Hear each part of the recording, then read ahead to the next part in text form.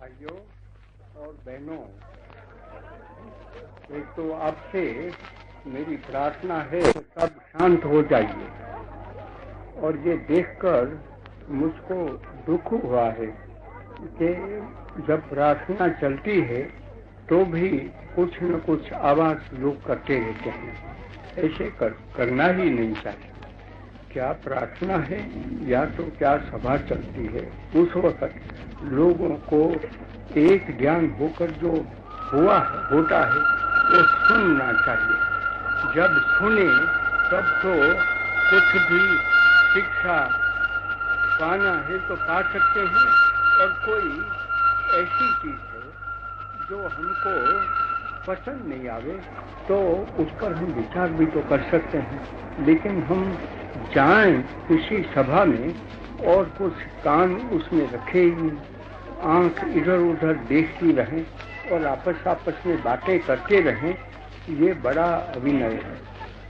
अभी वहां से आवाज आता ही रहता है, वो कुछ अच्छा नहीं। और मैंने कह तो दिया है कि बहनों में एक आदत हो जाती है कि थोड़े समय के लिए बैठे और पीछे दिल होता है कि अभी चलो चले जाएं। मैं यहाँ से देख रहा था तो बस कतार जम गई थी, वो बहनें चल रही थी, उसे यहाँ से उठी। वो सब अभिनय है, असभ्यता है। और वो तो बहन चली गई, वो तो अखबार भी शायद नहीं पढ़ती होगी, उसको पता तो न चले, लेकिन उनके कोई भी रिश्तेदार हैं, पहचानने वाले हैं, तो उनको वो समझा दें।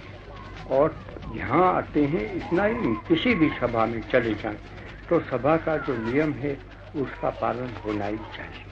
और जिन लोगों ने बावता देकर मुझको सुना रहे थे तो मैं तो सुना नहीं पूरा, क्या वो कहते थे वो कोई समझ में नहीं आता था। मेरे कान अभी ऐसे नहीं रहे हैं कि जिससे वो जो कहते हैं वो मैं पकड़ लूं। तो पीछे मैंने पूछा तो बंग भंग की बात चल रही थी। तो आज तो हवा में बंग भंग है ना।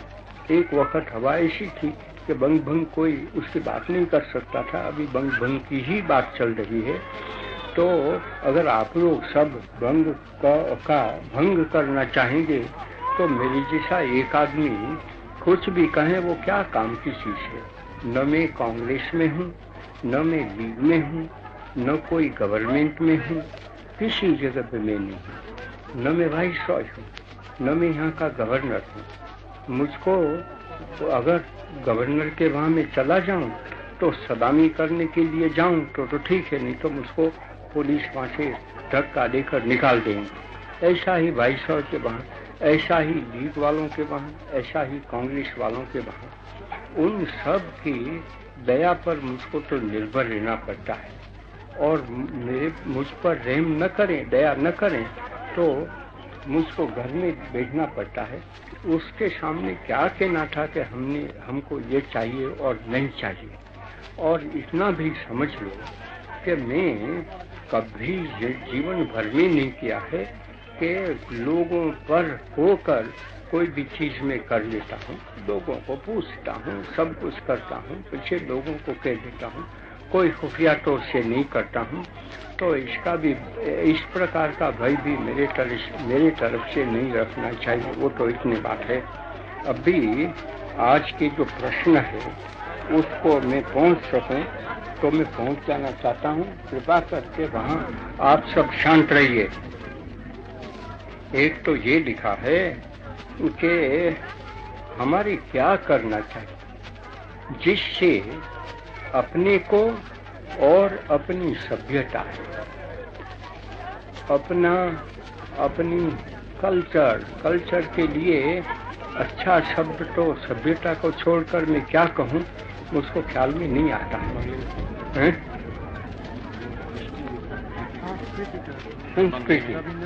संस्कृति वो तो है, तो वो भी तो वही वस्तु कहें सभ्यता, लेकिन संस्कृति कहो तो वो अच्छा शब्द है, क्योंकि संस्कृत शब्द है, बाकी तो कुछ उसमें है ही।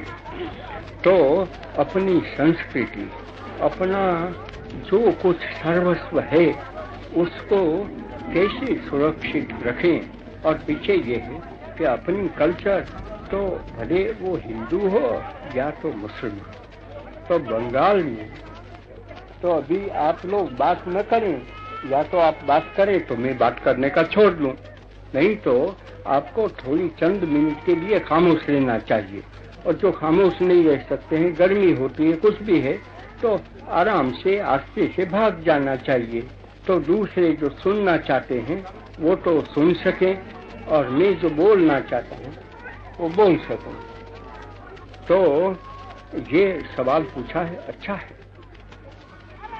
मेरा जवाब इसका तो ये है संक्षेप में कि कोई भी कल्चर कहो, सभ्यता कहो, संस्कृति कहो, उसको हिंदू नाम दे दो, मुस्लिम नाम दे दो, तो हम अपने आप ही बच सकते हैं। दूसरा कोई हमको बचाने वाला नहीं है। एक महावाक्य है, संस्कृत में भी है और क्रिश्चियों में भी है, इस्लाम में भी है, सब जगह पे, कि हर एक मनुष्य को अपनी संस्कृति को मानी अपनापन की रक्षा वही कर सकता है, दूसरा नहीं कर सकता है। जब दूसरा मेरी रक्षा करता है तो मैं उसका गुलाम हो जाता हूँ। पीछे वो गुलाम ऐसी भाषा न कहूँ, मैं उसका ऋणी बन जाता हूँ, लेकिन तब मैं उसके बातें हट चलाता हूँ। तो क्या कहते हैं हमको कि तुम्हारा रक्षक तुम ही हो सकता है। तो तुम्हारा रक्षक के मानी क्या कि तुम स्वेच्छाचारी हो, उसकी बात नहीं है, लेकिन जिसको अपनापन कुछ भी है, अर्थात जिसको आत्मीयता है, जो आत्मा को पहचानने वाला है, उसकी रक्षा तो कौन कर सकता है? या तो आत्मा ही आत्मा का बंधु होता है, अथवा आत्मा ही आत्मा का शत्रु बनता है।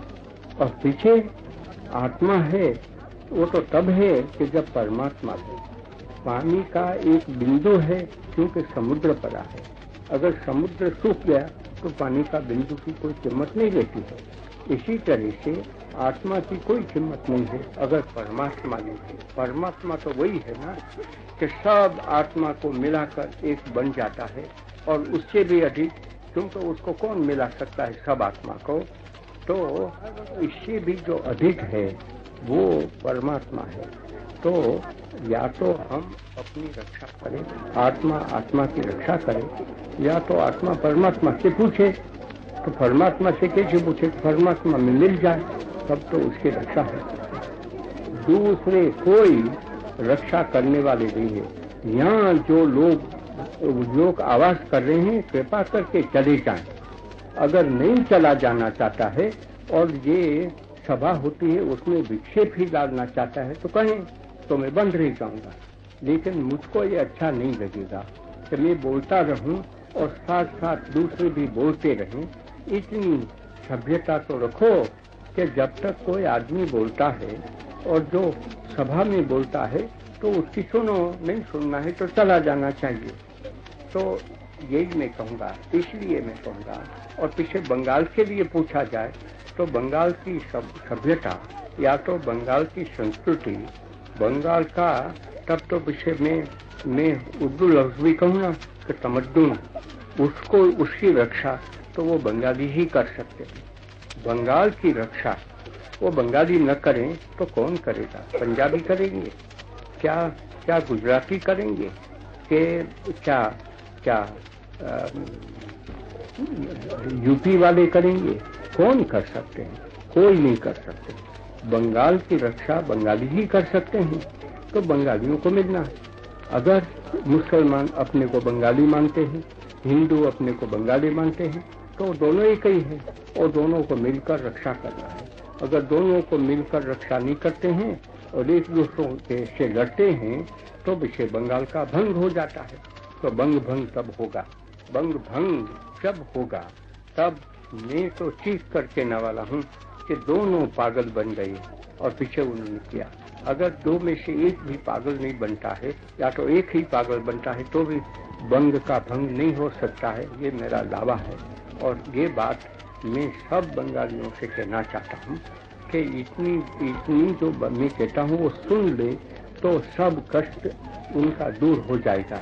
ये तो पहला सवाल है। और दूसरा ऐसा कहा है कि जब ऊपर से बिगड़ जाता है तो नीचे हैं, तो ऊपर कौन है? ऊपर तो हमारी गवर्नमेंट है, सोहरावर्दी साहब है, उनके जो जितने प्रधान है वो, या तो कहो कि सेंटर में कौन है, तो जवाहरलाल जी हैं, सरदार हैं।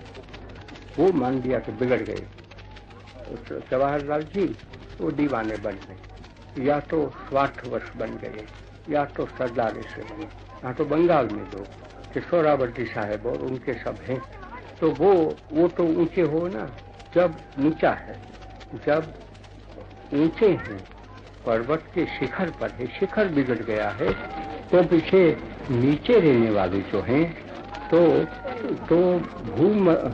भूमि पर रहने वाले हैं, उनका क्या वो कुछ कर सकते हैं क्या? तो मैं कहता हूँ कि हाँ, क्यों कि नीचे जब नहीं है तो ऊपर जाएगा कौन?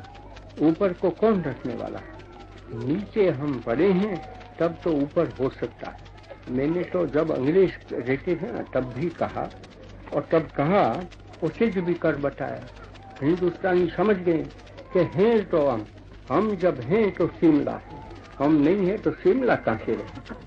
कोशिश तो करें वाइसरॉय कोई भी हो कि शिमला में रहें और नीचे से हम सब काट डालें, नीचे से काट डालें तो शिमला कहाँ जाएगा? शिमला को तो गिरना ही है। इसलिए अगर ऊपर निकम्मा बन जाता है तो उसकी हमको परवाह भी नहीं करनी चाहिए। ये तो हम एक माया में पड़े हैं, फंसे हैं, अंधेरे में फंसे हैं, इसलिए यही मानते हैं कि ऊपर है वो हमको बचाता है, लेकिन ऊपर किसी को बचाता ही नहीं। ऊपर को आप लोग बचाते हैं और पीछे मान लेते हैं वो तो हमारा छत्तर है। अरे छत्तर क्या कर सकता है? अगर आप वो छत्तर को हाथों में न रखे तो छत्तर तो उड़ जाएगा। वो है क्योंकि आप हैं, तो छत्तर आपकी रक्षा नहीं करता है, लेकिन आप छत्तर की रक्षा करते हैं, वो आपको समझना चाहिए। तो जो मैं एक छत्तर के बारे में बता देता हूँ वही आप समझें कि यहाँ हमारा छत्तर वो सोहरावर्दी साहब हैं और उनके साथ जो पड़े हैं वो हमारा छत्तर है। लेकिन वो छत्तर को अगर आप लोग न रखें तो आप मुझको कहें तो उसको तो मुसलमान रखते हैं ना, क्योंकि आज तो हमारे यहाँ तो जो चुनाव होता है, पसंदगी होती है, तो उसमें मुसलमान एक गिरोह, हिंदू दूसरी गिरोह, या तो नॉन मुस्लिम दूसरी गिरोह है। ठीक बात है, तो भी क्या हुआ? वो जो पसंद करते हैं उससे तो वो तो हो तो गए, लेकिन सरदार तो दोनों के बन जाते हैं। तो दोनों में से एक भी नीचे से निकल जाते हैं तो आप देखें तो सही, तो वो हो नहीं सकता है, तो बन नहीं सकता है। इसलिए मैं कहूँगा कि ऊपर अगर खराब हो जाता है तो नीचे वाले पड़े हैं वो कुछ कर सकते हैं कि नहीं? मैं कहता हूँ कर सकते हैं, लेकिन दूसरा उसमें भरा है, उसको याद रखना चाहिए कि जैसे हम हैं नीचे ऐसे ही ऊपर हो सकते हैं। हम अगर गुलाम बनने के लायक न रहते, अगर हम स्वार्थवश आपस में न लड़ते भिड़ते, तो अंग्रेजी ताकत कितनी भी बड़ी थी, वो अंग्रेजी ताकत इतने वर्षों तक हमको सताती रही और हमारे पर बैठ रही थी, वो कभी बैठ नहीं सकते। जब हम में जागृति हो गई, हम समझ गए कि हम हैं तो वो है, हम नहीं है तो वो हो नहीं सकते हैं, तब तो अगर ये अंग्रेजों के लिए सच्चा था तो आज तो वो भी सच्चा ही है। तो ऊपर अगर बिगड़ गया है तो उसमें मैं ये नतीजा पर आ जाता हूँ कि हम बिगड़े। हम अगर न बिगड़े कैसे? कि वो जो कुछ भी होता है वो तो हम नहीं करते हैं, वो सच्ची बात है, लेकिन हम अंधेरे में इसलिए कुछ जानते ही नहीं, अपनी शक्ति कितनी है वो भी हम नहीं जानते हैं। तो पीछे क्या होता है? तब ये होता है कि तब पीछे वो हमको खा सकते हैं और सब कुछ कर सकते हैं, क्योंकि वो मान लेते हैं कि वो सरदार है ही नहीं। सोहरावर्दी साहब आपके सरदार नहीं है, आपके सेवक हैं, लेकिन आप उनको सरदार बनाकर बेच जाएं तो सरदार बन जाते हैं। जवाहरलाल जी आपके सरदार नहीं है, सरदार पटेल वो सरदार नहीं है, वो तो कहा जाता है सरदार है, तो वो तो लोगों ने लोगों ने उनको एक प्रेम के वश होकर उनको सरदार बनाया, मुझको महात्मा बनाया। मैं महात्मा नहीं हूँ। आप अगर मुझको नहीं बनाते हैं तो मैं नहीं बन सकता हूँ। तो और आप मूर्ख रहें, आप अज्ञानवश रहें तो वैसे मैं बना हूँ तो मुझको आप बना देते हैं। इससे ये नहीं कहा जा सकता है कि मैं महात्मा बन के बैठ गया हूँ।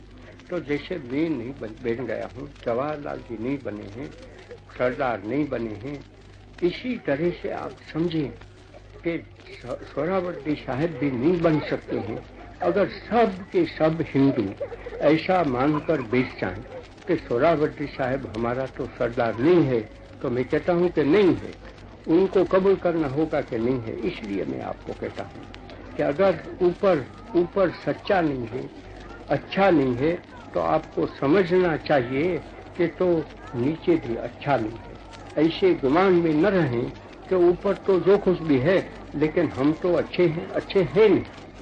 आपके जरिए से ही वो ऊपर रह सकते हैं, और अगर आप उसमें से निकल जाएं तो ऊपर कुछ भी नहीं है ऐसा समझें। ऊपर अच्छा लगता है। ये लोगों हिमालय को ले लो, तो हिमालय के नीचे रहते हैं तो वो इतनी गर्मी होती है, ऊपर चली जाए दार्जिलिंग, वो तो हिमालय तो नहीं है, हिमालय का एक छोटा सा हिस्सा है, और इतना छोटा हिस्सा कि उसकी कोई कीमत नहीं। लेकिन वहाँ चले जाएं तो हमको तो खूबसूरत हवा मिलती है। इसलिए क्या हुआ, अगर नीचे से आप निकल जाए तो दार्जिलिंग कहाँ है? दार्जिलिंग कहीं रह नहीं सकता है। इसी तरह से हिमालय, और हिमालय से भी ऊपर तो पड़ा है ना, वो सब क्योंकि हम उसकी रक्षा करते हैं इसीलिए वो करते हैं। और भगवद गीता में ऐसा बड़ा वाक्य लिखा है कि देव लोग वो आप लोगों की रक्षा करते हैं तब तो आप हैं। अगर वो देव रक्षा न करें तो आप नहीं है। वो देव कौन? अब लोग